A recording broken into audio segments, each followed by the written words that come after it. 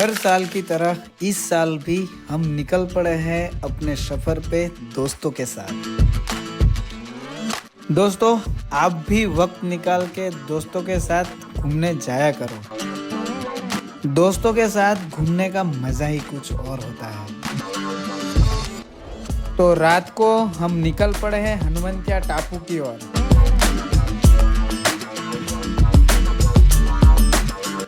सुबह हम पहुंचे हनुमंतिया टापू।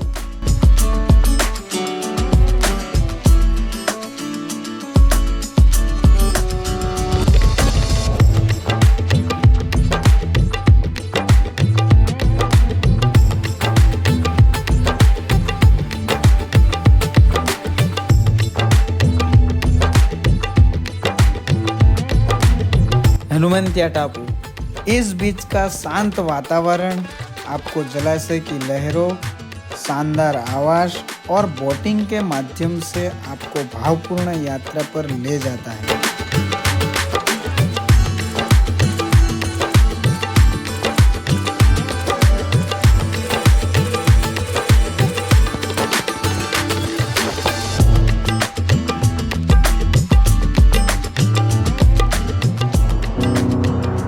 हमने सोचा भी नहीं था नर्मदा नदी इस तरह फैली है जहां दूर दूर तक हमारी नजर नहीं पहुंचती। इसीलिए लाखों लोगों का जीवन बसा है इस नर्मदा नदी पर।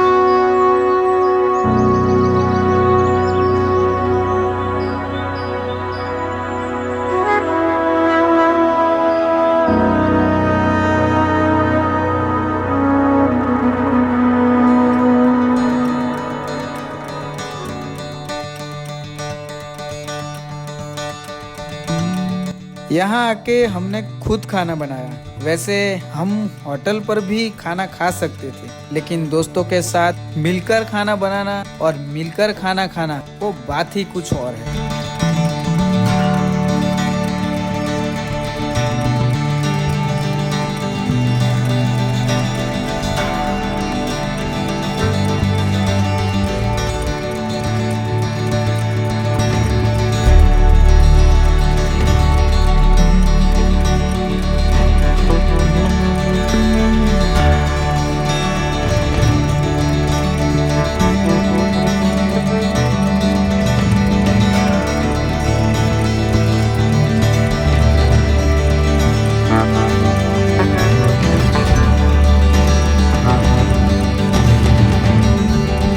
फिर हम निकल पड़े हमारे दूसरे डेस्टिनेशन महेश्वर की ओर।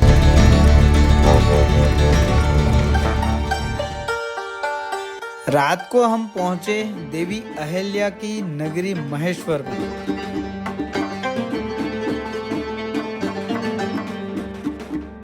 धर्मशाला में हमने रोटी बनाई और सब्जी और काफी अच्छा खाना बनाया और वहां हमने स्टे किया और खाना खा के सो गए।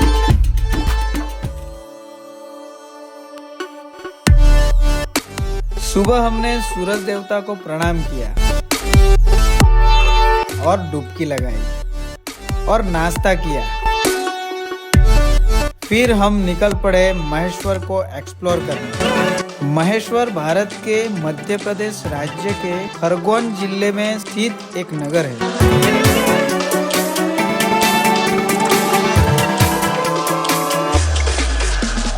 नर्मदा नदी के किनारे बसा यह शहर अपने बहुत ही सुंदर भव्य घाट तथा महेश्वर की साड़ियों के लिए प्रसिद्ध है।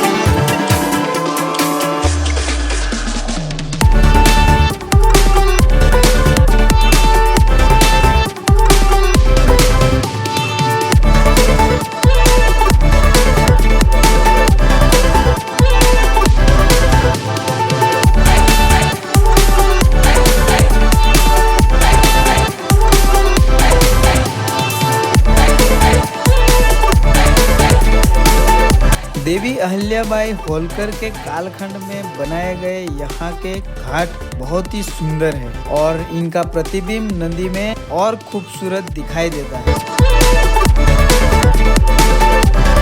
यहाँ की कलाकृति आपको मंत्रमुग्ध कर देती है। उस टाइम की ये कलाकृतियाँ आपको सोचने पर मजबूर कर देती है।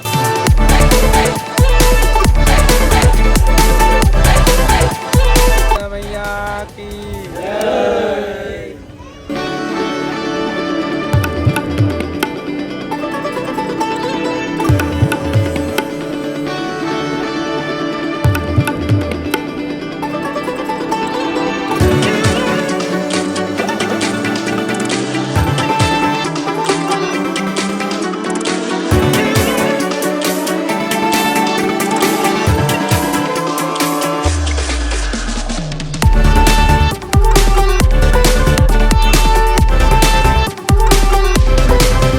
फिर हम निकल पड़े मांडव यानी मांडू की ओर।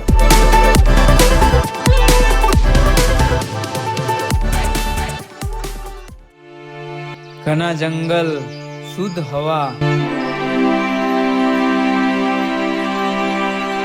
जीवन वन का है, सफर नित नित बदले राह, मंजिल वैसी ही मिले जैसी जिसकी चाह।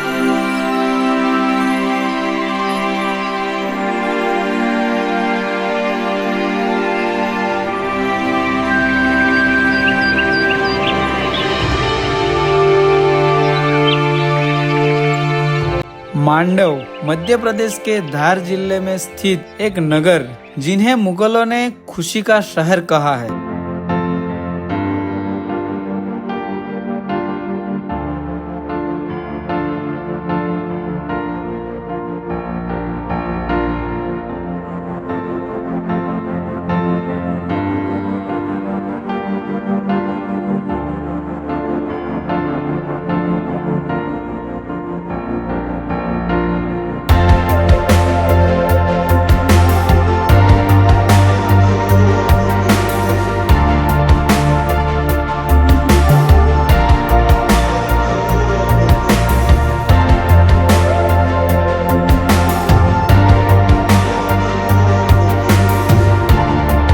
जहाज महल, इस महल को खिलजी राजवंश के दिया उद-दीन खिलजी के द्वारा बनवाया गया था।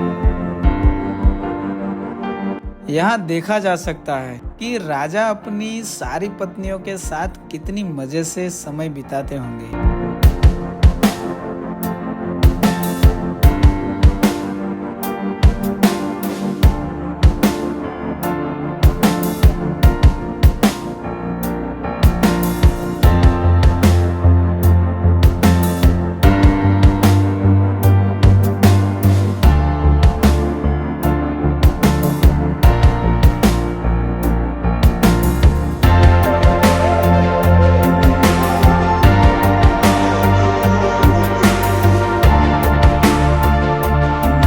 हिंडोला महल, ये एक बड़ा बैठक हॉल यानी कि दरबार है।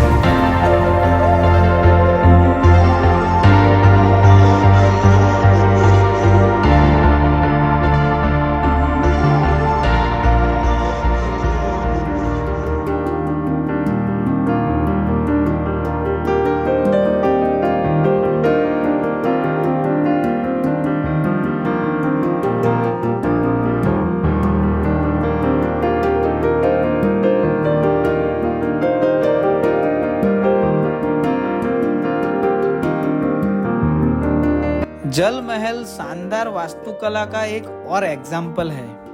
ये 15वीं सदी में मालवा राजवंश के शासनकाल के दौरान डिजाइन किया गया था।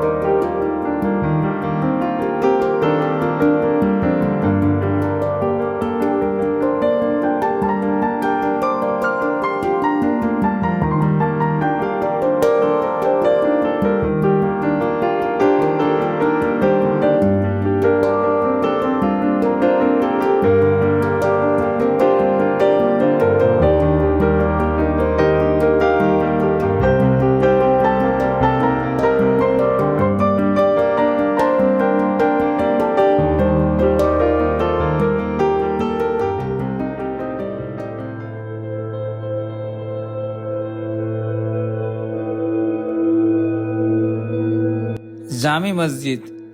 माना जाता है कि मुगल शैली की वास्तुकला में बनी इस मस्जिद का निर्माण होशंग शाह के शासनकाल में हुआ था और इस निर्माण मोहम्मद खिलजी के शासनकाल में 1454 में पूरा हुआ था।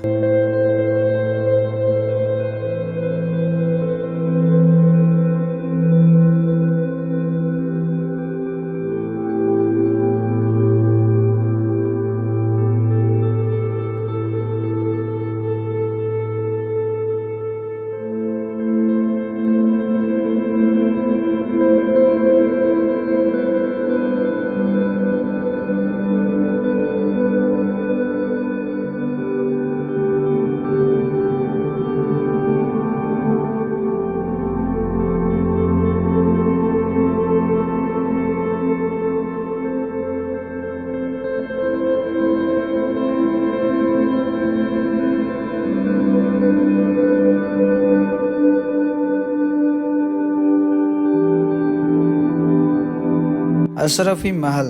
कहा जाता है कि 1024 में राजा भोज के समय यह संस्कृत विश्वविद्यालय था, लेकिन समय के चलते इसको मकबरा बनवाया गया। बाद में यह खंडर होने लगा।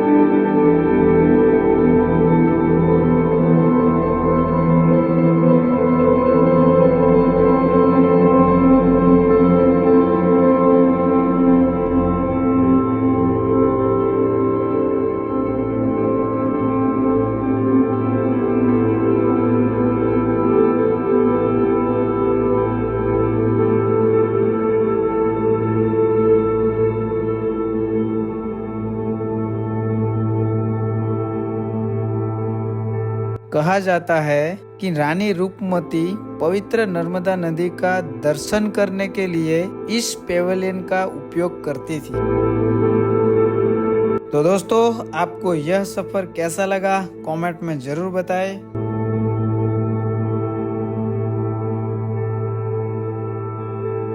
बाद में हम निकल पड़े घर की ओर, लेकिन शाम हो चुकी थी, बहुत ही भूख लगी थी, तो हमने नजदीक में ही मिलकर दाल पानिया बनाया और खाना खा के निकल पड़े घर की ओर।